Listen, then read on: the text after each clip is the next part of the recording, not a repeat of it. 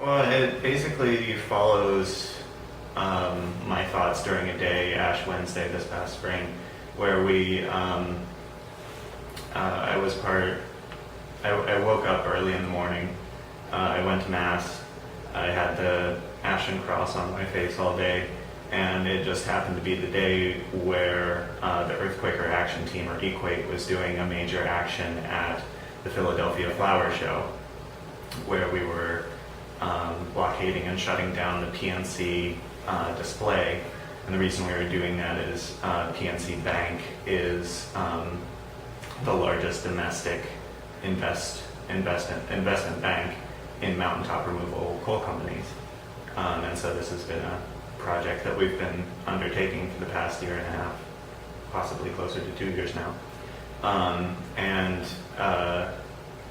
so it was I was in a role that I was very uncomfortable with, and as a police liaison, and it was just a very intense day. And so in the process of hashing it all out, I came upon, or I wrote this piece, sort of like saying to myself where I was with this, and exploring some of the theological consequences of this sort of action and the theological sources of this sort of action.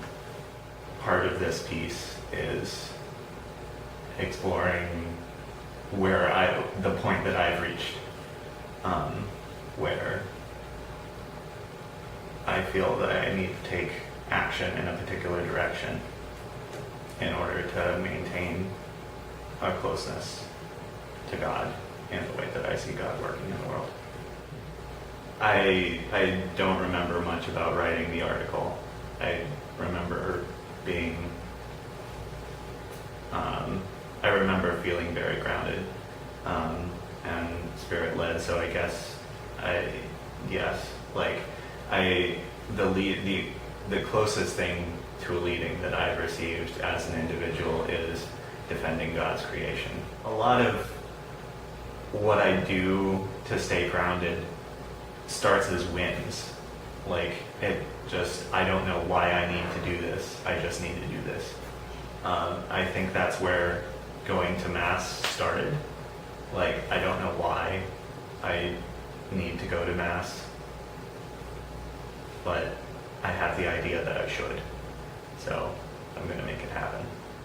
Being friends, I think one of the main things that Quakers have to offer the rest of the world is unmediated experience of God, and I think a lot of us as Quakers have had those experiences where we've been temporarily within the tangible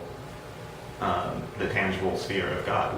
We sense that of God or see that of God, and so my experience of that has always been that it's temporary, and that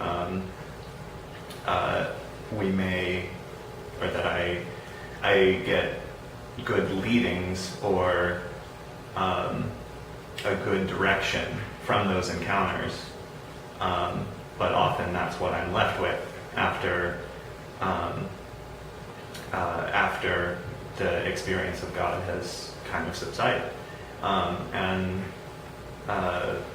and that isn't to say that God isn't always present, because I feel that God is, just that sometimes we're closer within God's circle, God's realm, and sometimes we're further away, and our choices over whether or not we follow those leadings and those directions either lead us into more frequent communion with God, or they lead us further into estrangement from God.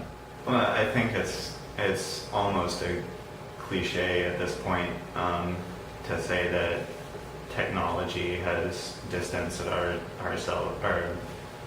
people, our humanity, from God, and from happiness even. That a comedian, Louis C.K., everything is perfect right now and nobody's happy.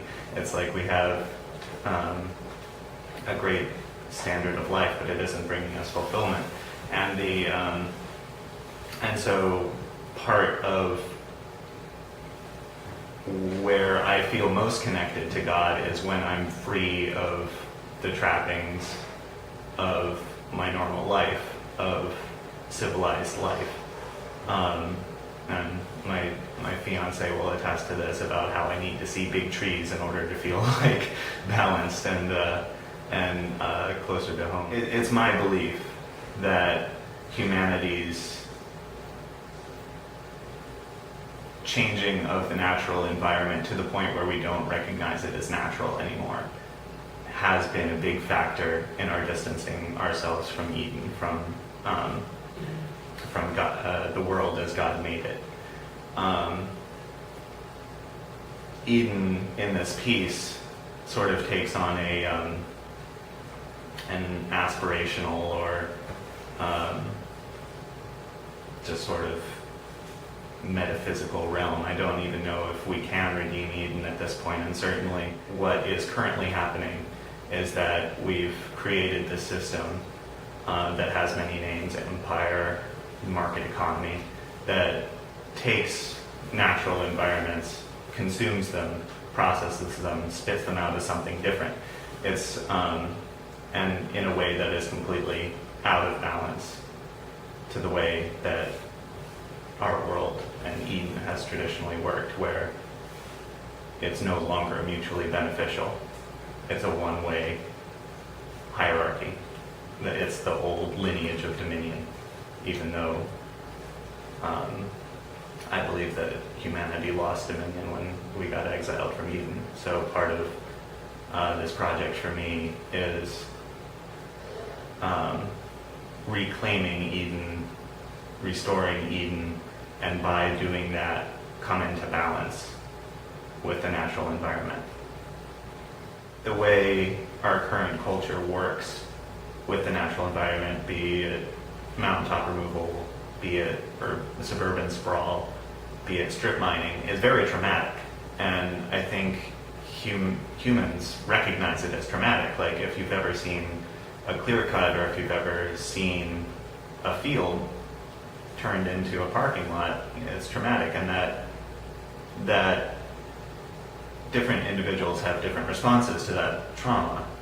And some it's like directed anger, and some it's just complete shutting down and silence. And our culture is very good at silencing.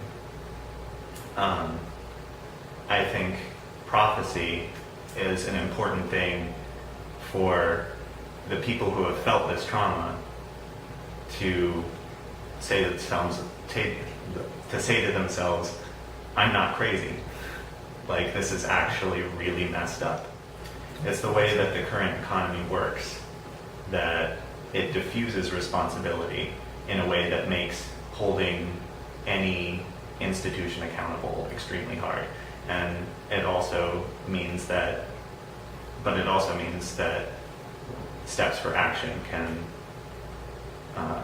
happen almost anywhere. People in general are way more powerful than we think we are, and have a lot more responsibility to make these things right than we think we do.